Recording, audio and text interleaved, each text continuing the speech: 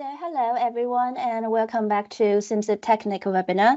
My name is Xian Pan. I'm part of the Translational DMPK group at SimSip. I'll host today's session. Today's topic will focus on the virtual bioequivalent module VBE, particularly the impact of the dissolution impact method.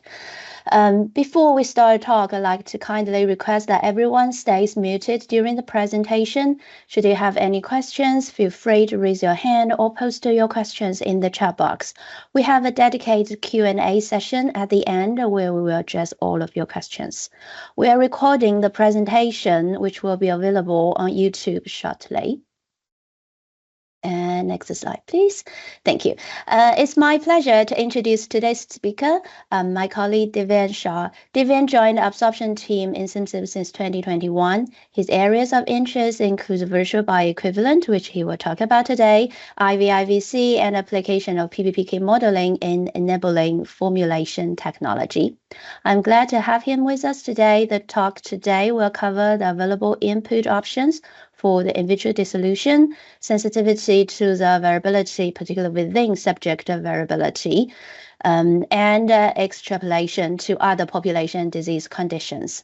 Without further ado, I will hand it over to Divyan. Divyan, over to you. Thank you, Hussain. Thank you everyone for joining the session. And I'm going out to talk today on the importance of input method for the dissolution into VBE module and how it is really crucial. So everything will be covered over here with a topic that we are going out to cover. So mainly why it is really required. So if we have seen the recent guideline by FDA in 2020, which is about oral biopharmaceutical applicability. So in which we are mainly focusing or the guideline mainly focuses on the applicability of the biopharmaceutics to evaluate the in vitro testing and enabling it with the PBPK modeling to quantitatively assess the input methods to evaluate the formulation differences so that they are able to differentiate between the formulation and their impact on the PK parameters. And mainly this is a risk-based approach, which also have a contemplating factors to include in vivo dissolution as a rate limiting step. So mainly if we see rate limiting step, which include either dissolution as a rate limiting step or solubility as a rate limiting step or permeability as a rate limiting step. And this will mainly be applicable for the drugs where dissolution or solubility are rate limiting. And if we see further the guidelines, so the interesting part is that sponsor should demonstrate the model's predictability based on the PK data from the batches exhibiting unacceptable BE. So what it means that we should not only be able to predict the acceptable BA, but also the failing bioequivalence which we are having. And here it is making importance because to predict a failing bioequivalence, our dissolution method input has to be discriminatory or biorelevant in nature or bioindicative in nature. And finding an appropriate bioindicative dissolution method is equally important for the PBPK or PBBM based modeling. So normally bioavailability or bioequivalence is considered where 90% confidence interval for Cmax and AUC are within 80 to 125%. And if they are outside the limit of 80 to 125%, then they are considered to be bioinequivalent in nature. So traditionally, if we see, we are going out to talk about the input methods, but if we see the simplest method is going out to be discrete input method or the empirical based function model. And based on this, if we evaluate it, so there is an inverse relationship between the method input and the complexity of the formulation. So say, for example, if we are inputting the dissolution as an empirical model, empirical function like variable function, double variable, at that time, the applicability is going out to be pretty high, straightforward. But on the other front, if we see the sensitivity towards the physiological difference is going out to be relatively low. And on the other front, if we see for factors like semi-mechanistic dissolution factors where they are the particular parameters are lumped like Z factors or DLM scalar. So they are having a medium scale applicability and also medium scale variability or impact. And if we see the mechanistic or semi-mechanistic approaches like extended Bang and Flanagan model or Weiss-Whitney equation, where the applicability part wise for complex formulation, it is really very low. But on the other part, sensitivity is going out to be very high. So we are going out to consider complex formulation where the drug dissolution is controlled through other mechanism apart from particle size or related things. And based on this, we can anticipate that mainly the modified release formulation or controlled release formulation can be considered as a complex formulation, while for the immediate release formulation, they are considered relatively simple. And based on that, we anticipate to use the mechanistic or semi-mechanistic model as an input using the extended Wang and Flanagan model. So currently, if we see the dissolution input model for immediate release or controlled release formulation, we can see that dissolution profile as a directly discrete is given, can be used, which is the easiest method. On the other front, just for everyone's notification, it has to be noted that dissolution is not extrapolated. It means that if your dissolution is up to 80% or 85%, then the dissolution will be not extrapolated to 100%. And if we, on the other side, we have an option to also use variable function for immediate release formulation. And on the other part, the input other methods include DLM or diffusion layer model, where user have a choice to use even particle population balance model, where they can not only handle one solid dosage stage, but they can handle the two solid stage at a time. It means that if suppose a drug is having amorphous in nature and it is getting crystallized during the stability or even in vivo during the precipitation, it is possible to use them with the help of the diffusion layer modeling. Or the other method input includes PSD or DLM scaler. So user can navigate to substrate step followed by the absorption and followed by formulation and then formulation type, where user can either select diffusion layer modeling or dissolution profile as an input. While on the other front, for the complex or controlled release or modified formulation, user has a choice to have three particular mechanisms or the input method. One is release profile, another one is the dissolution profile, and semi-mechanistic Z profile or dissolution rate scale. So if we consider dissolution profile over here, it is assumed that dissolution is in vivo and the same in vivo rate will be considered for the formulation. While over here, the added advantage include with release profile is that, say, for example, for a particular complex formulation like osmotic drug delivery, where we assume that small drug are going out to release into the medium and small particles are being released. Over there, the particles which are being released will be are controlling the drug release. And over here, because of this, the DLM model is also enabled.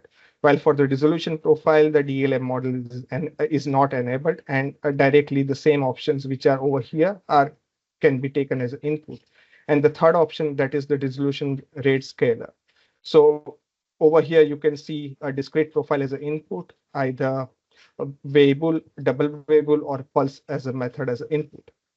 And if we see the purposes, so why it is important. So I will describe why choosing appropriate method can be crucial.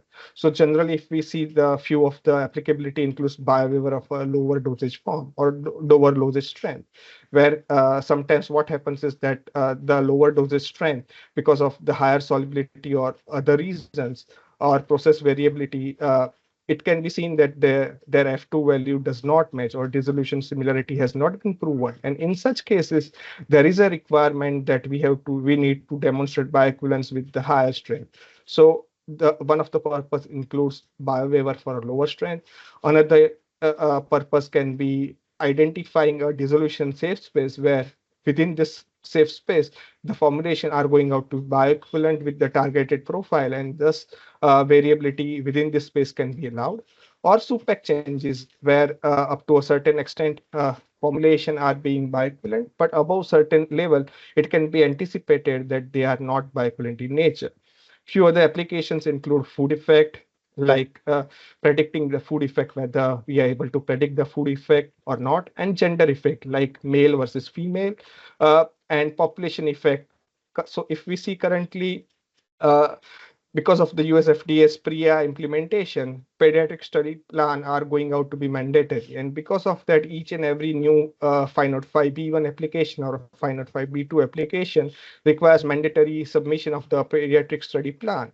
So in such cases, many a times waiver is also possible using the VBE approaches. So if our purposes include such complex things, then which method should be chosen is going out to be described in the next few slides. So if we see currently, the input can be either through the DLM input or through the direct input. So over here, if we assume that we are using a discrete or empirical formula, empirical function as an input, it can be anticipated that our input method is not sensitive uh, to the physiological changes, and over here it will be same in every subject. So if the input dissolution method is discrete in nature or empirical in nature, they will be always behaving as this dissolution input. While if we are using another model based using a SIBA, which will be requiring additional few steps, so it will be using the particle size as an input, or fluid volumes will be considered in nature along with the solubility, and then surface solubility and other complex things can also be considered. So whether really it is important to have such a complex model or not, so we are going out to evaluate the same thing. And if we consider why it is really important, so if currently if we see the in vitro parameters includes like RPM buffer media, where RPM is not going out to be relatively like 50 RPM or 100 RPM within the human system, or if we see phosphate buffers, they are not going out to be the phosphate but bicarbonate, and pH and bile salts are going out to play a crucial role. So with the input parameters for the solubility or pKs, and precipitation rate constant and particle size DLM, with the help of the SIVA toolkit, we can determine that whether the RPM, which will be correlating with the fluid volume velocities, or buffer which of a phosphate can be correlated with the bicarbonate buffers, and then pH with the luminal pH and bile salts can correlate. So with this, what happens is that each and every subject sensitivity towards the physiological parameters will become more sensitive, and this can have a huge impact. Considering if, say, for example, currently, if what are the choices for the B design? So if we see the bioequivalence trial module or VBE module, user has a choice to have either a crossover or a parallel design. In crossover, they also have a choice to select partial replicate or fully replicate. And just for the information purpose, what is a crossover? So in a crossover study, say for example, in period one, a subject is given a particular treatment one. So in the another period, they will be given a subject another treatment. So they are acting as their self as a control, and the variation in the formulation can be considered mainly due to the output differences can be mainly considered due to the formulation apart from the within subject variability. This can be mainly critical for the highly variable drug or narrow therapeutic index drugs, or in general as such, it is crucial because our 90% confidence interval for PK parameters needs to be within 80 to 125%. And while for the parallel treatment, it can be seen that the individual subjects are given either treatment one or treatment two, and the variability will be total variability.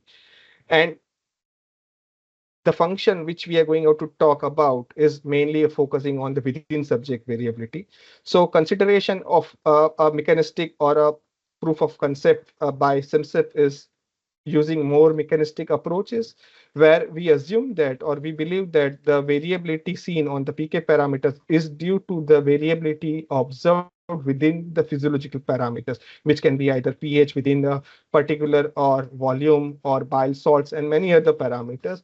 So user can select uh, the variability for a particular parameter by navigating through the given steps.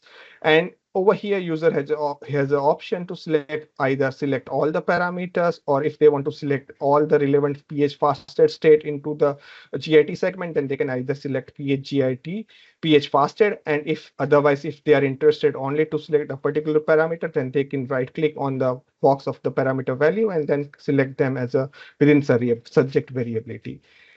And when they navigate to VB trial design, followed by the WSV parameters, there are a few other options because these are the values where we have enabled, or through the literature such we have established from the meta-analysis that what is the within subject variability for these parameters. But there are a few parameters for which we do not have a data. So they will be having a zero value by default. And when they navigate to, if they are really going out to evaluate that what will be their value. So many times it would be tedious to incorporate each and every single value. So the user has an option to say, for example, they want to replace the zero with a particular value, then they can directly apply that value zero by followed by, say, for example, 10, then 10. And if they apply, all the zeros will be replaced by 10. Similarly, 10 can be replaced with 5 or 20 if based on their variability outcome. If it is high, then they can reduce it, or if it is low, they can further increase it. So the STM limit has been normally, apart from the bile salt for the stomach condition, it is 0 to 200%. And if we see, say, for example, if we do not apply a WSV or within subject variability for a particular case of main residence time for the gastric or small intestine, it can be seen that there is no variability. This is a crossover study, and all the subjects are having the same value in period 1 and period 2. So it can be seen that what is their intra-subject variability. And when we are applying a within subject variability, it can be seen that there will be a difference between each subject period wise. So you can see that, or you can anticipate that there will be a difference. And because of this difference, you can anticipate that the variability can be observed. So for the same formulation, if we are applying a within subject variability to a particular parameters, it can be seen that their variability has been increased.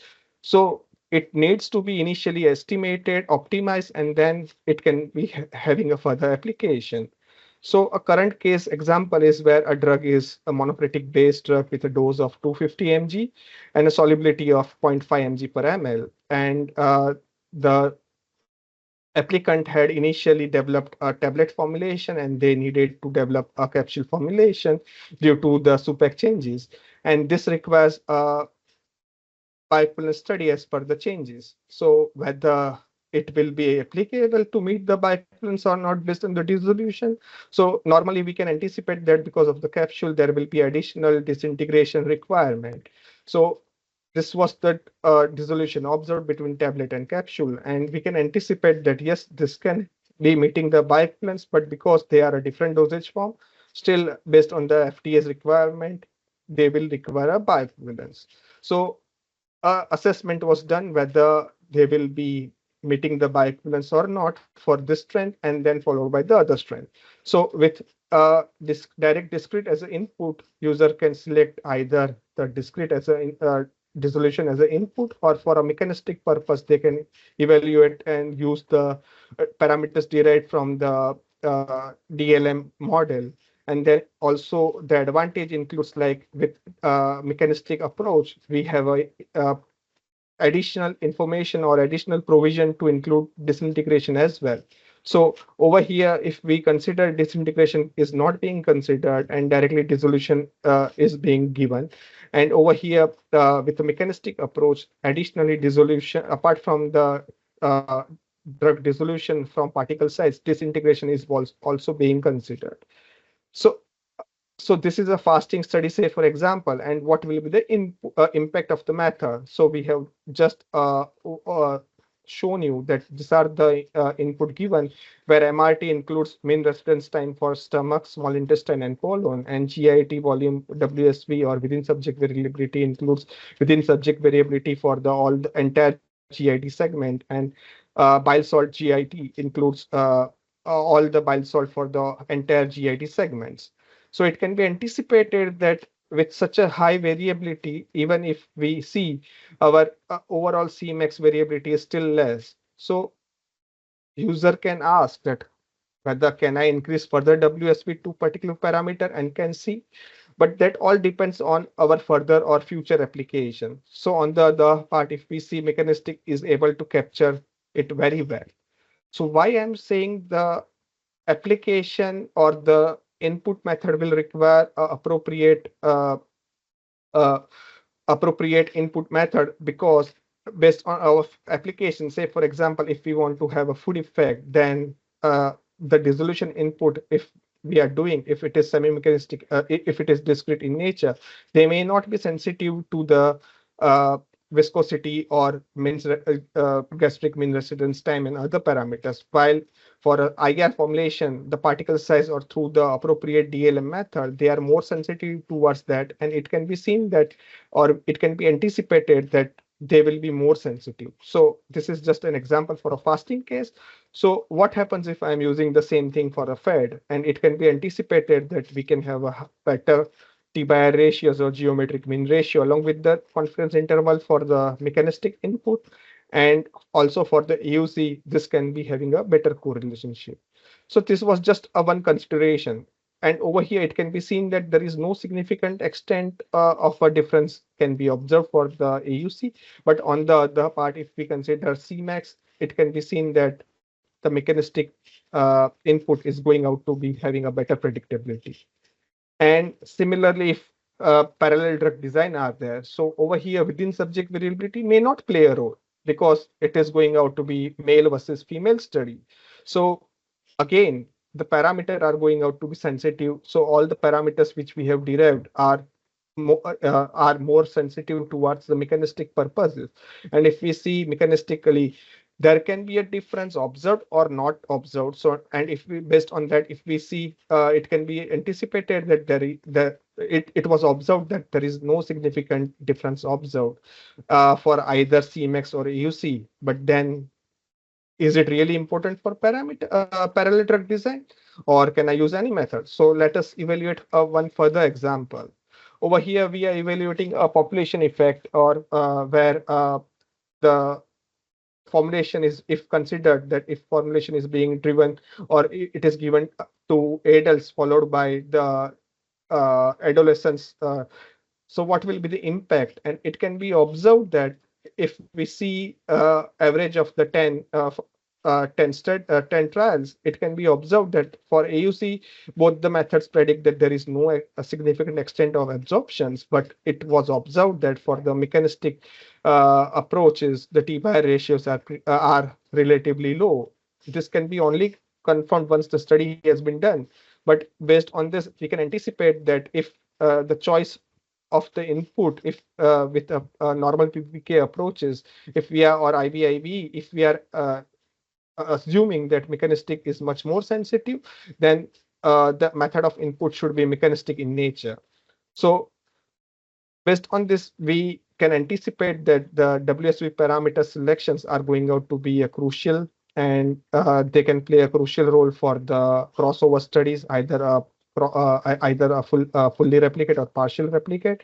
The role of a study design can be also crucial, and the input methods like discrete versus mechanistic can play a crucial role. And apart from this, if we see the input method sensitivity towards the physiological changes we have seen, so it can be anticipated that mechanistic method are more sensitive compared to the discrete method, and they will be able to predict the concentration in age appropriate formulation or in ages or other population very well. And then what can be the impact of the input method on the VB outcome? So this is it from my side, and I am open for the questions. Thank you, Divyan. So let's move on to the Q&A session. We would like to hear what you think, or any questions you may have. You could raise your hand if you'd like to speak, or type your question in the chat box for us to read aloud. I see David's hand is up. David? Hi, David. Hi, Divyan. You've done the comparison for the two types of dissolution input with respect, or using the VBE tool. But if you just run the standard PBPK simulation with the Weibull or whatever it is you used versus the DLM, are you reproducing the clinical study equally with both before you even move to the VBE? So there, so if we see, that's a great question, David, and thank you for this. So normally it has been seen that when we are changing the population, say for example, geriatric or pediatric population, the mechanistic method is giving us a clear-cut, more predictability compared to the discrete. This has been seen with previous our poster at AAPS for oseltamivir as well.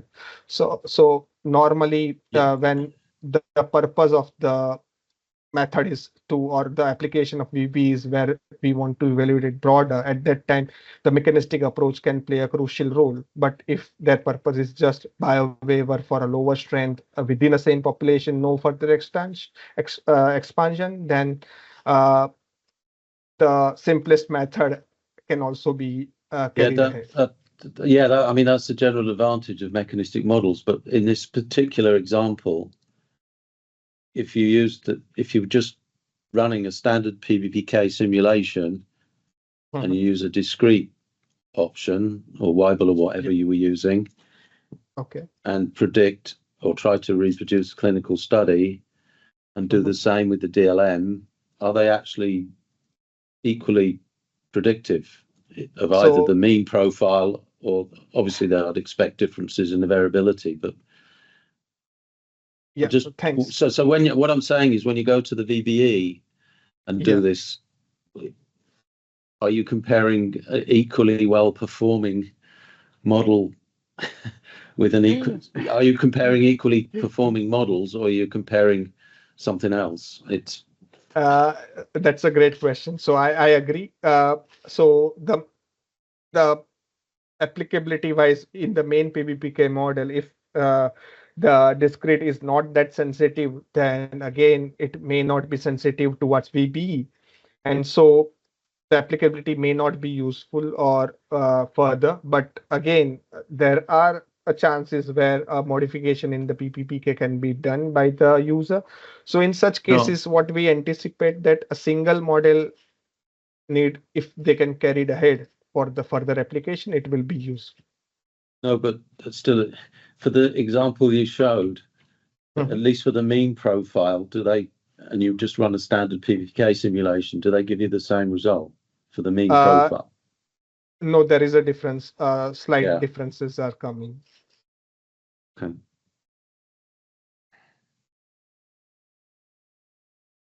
Thank you for the question, David. I'm just being awkward.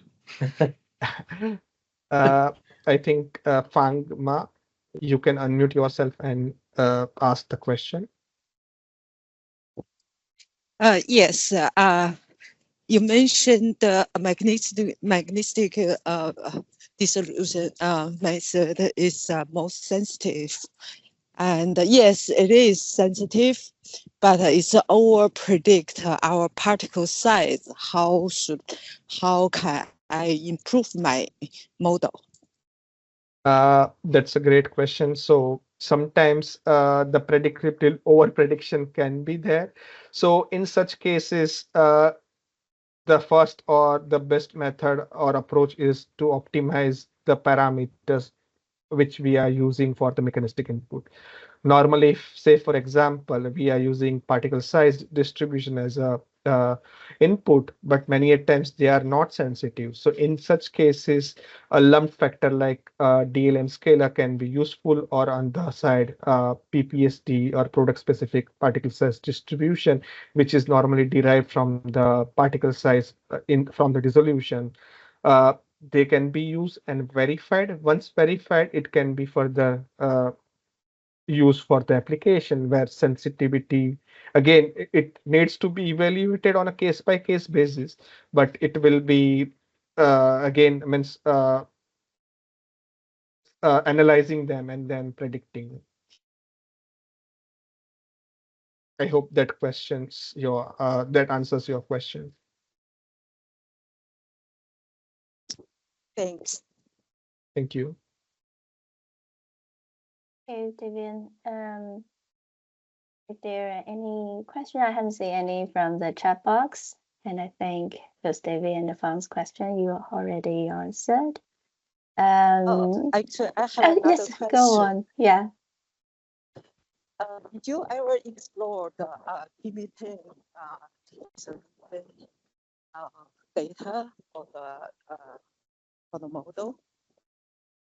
I could not actually listen to your voice appropriately. Rian? Okay. Okay, is it better? It is better now.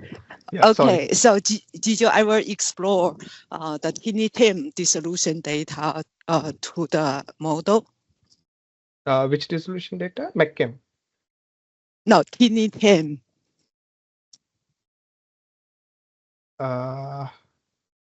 Sorry, I'm Tim. Do you mean?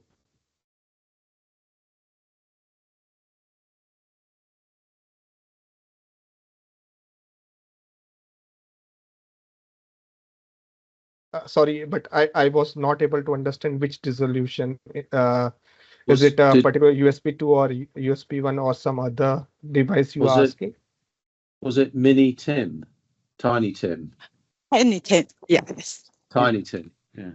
Okay, so as of now with SIVA, we have team as a model choice, but I'm not entirely sure for the tiny team. Are you aware, David, whether it can be used within the SIVA?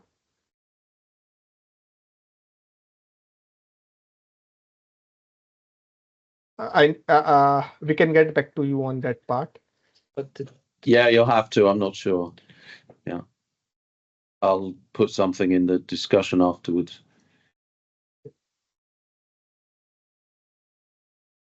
And Okay. that's a good question. Thank you, Frank. Thank you. And I think you're going to have some current discussion around that minute, Tim. Okay, so Divan, would you mind to put up the last slides? Yeah. Okay. So we will now conclude today's webinar. Thank you, Divan, for the talk about the VBE module in the Simcyp Simulator.